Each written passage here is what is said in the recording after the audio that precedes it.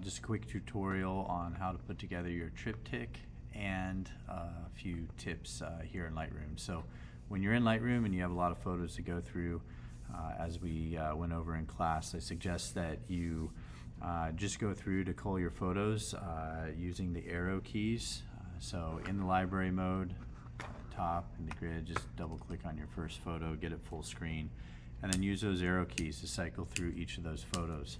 When you see a photo that you like, go ahead and flag it. You can either press the P key, or I prefer the tilde key, which is the one next to the number 1 on your keyboard, and you can toggle on and off with the tilde key. So flag it or unflag it, remove that flag. So as you go through, find those photos that you think you might want to use that are better than the rest, that kind of stand out, and narrow it down. Once you've done that, down here the bottom right, you can click on, it'll say filters off, go ahead, click on flagged, and that's going to show you your flagged images. So if I click here on the grid or press G, that'll show me my flagged images. From there, what I like to do, again, I double click and then I go through and I choose the ones that I want to finalize. So for this project we're using 3 photos.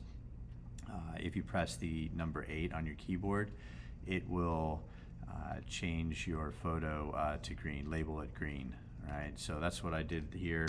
You can see that I chose these 3 right here. They're all labeled green, and those are the ones that I'm going to use. So I can now at the top click on green here, and that gets rid of all the rest, and now I've focused. The other thing that I did was I went through and I edited my photos. Don't forget to do that. Take the time to edit. This particular one originally was, let me get to develop mode. And over here on the right side, you can see that it's pretty orange to start out with. Wanted to try to get it a little bit closer to the other one. So just real quick, I made some adjustments over here. You can see those adjustments, and even went down into the color to desaturate some of those reds and oranges to get it a little bit close. It's not perfect. We were using a different light for that first one, but for this example, it'll work okay. All right, so once we're done editing those photos, we want to select them all. So I'm going to click on the first one, hold down Shift, and click on the last one. Right click, go to Edit In, and edit in Adobe Photoshop 2024. From there, make sure that we're editing a copy with Lightroom adjustments, otherwise those adjustments won't carry over to Photoshop.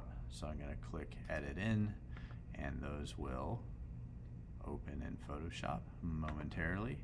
I already had them open, so let me just close the first 3. Sorry about that. Forgot I had them open. Okay, so from there we need to figure out how we're going to resize our images to fit on our triptych. All right, if you have horizontal photos like this, you're probably going to want to use a vertical background. If you have vertical photos, then you're probably going to want to use a horizontal background. So I'll go ahead and just create my background. We want these to be able to fit on a 13 by 19 page. It's the largest that we can print in the classroom. So I'm going to go up here to File, go to New, and I'm going to create a 13 by 19 background or new document. So for me, I'm going vertical because I have horizontal images. So my width will be 13, my height will be 19. Make sure you're in inches. And for this project, we want a resolution of 150 pixels per inch, PPI. If you have vertical images and you want to go horizontal, you can either click on this or you can type in 19 and 13, just reverse these. Everything else will be the same. Click on Create, and now I have my vertical background. Now I need to resize my images to make them fit. Since I have 3 images and on my background this is 19 inches, I'm going to take off an inch for borders and things like that. And so that leaves me with 18 divided by 3 photos is going to give me 6 inches for my top to bottom, my height, the short side, and I'm going to go a little bit less just to give me a little bit more wiggle room. So I'm going to resize those to 5.75. So if I go up here, go to Image, Image Size, and we're just going to change my height to 5.75. That'll automatically change your width to 8.621 or close to that, whatever your original photos are. And then we're going to change our resolution to 150 to match our background. We'll hit OK. We're going to do that for the other ones. Image size.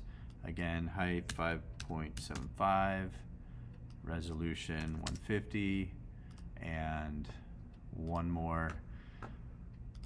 Same thing, image size. Now, if you happen to crop things, then you're going to have a little more math to do, which is totally okay. There's nothing wrong with math. Math's a good thing.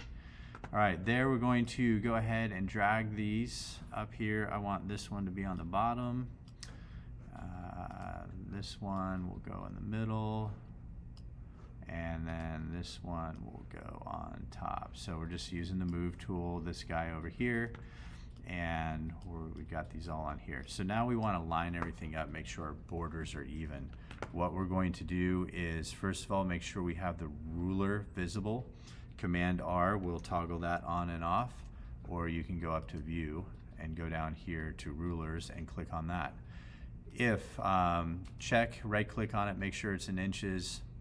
If you're in pixels or millimeters, these numbers are going to look substantially different. So take the time, put those into inches. The other thing we want to view is our grid, so you can go to Show and Grid, or Command apostrophe will bring this grid here. That's going to help us line things up. Let's go full screen here.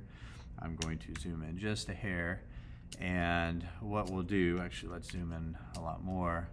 I want to, if I look at this, first of all, I can see that 0 is the edge of the page, 1 is 1 inch here. So they line up with these lines. The darker lines here are 1 inch by 1 inch, and they're divided into 4, so each of those are 1/4 of an inch. Perfect for what we're doing. So we're just going to drag this over, and it'll probably line up pretty nice, but sometimes things don't line up, and they kind of snap to funny places. Just use your arrow keys on your keyboard to line things up and get them perfect. All right, then we're going to go up and we're going to line these up, and Photoshop does a good job at telling us when we're lined up with those pink or magenta lines. And we're going to do this with the last one. So if I zoom out, notice everything's even except for this right side and the bottom side. We were lazy, we didn't calculate everything perfectly, which is totally fine. A little bit less math for us, right? So, oh wait, I said math is a good thing. So use your brains, calculate the math. But if you're off, I want to show you how to make that fix. We're just going to go to the crop tool. We're going to go ahead and again zoom in a little bit. If we notice, this photo bleeds halfway into this square here. All right, so when we drag this over, we're going to go halfway into the square next to it. All right, so right about there, looks pretty good. We're going to scroll down here, and at the bottom we're going to bring that up, and these line up with the lines, so that's perfect. We go there, hit the check mark, Command 0, Command apostrophe to get rid of our grid, and there we go. We have a beautiful triptych that's ready to be turned in.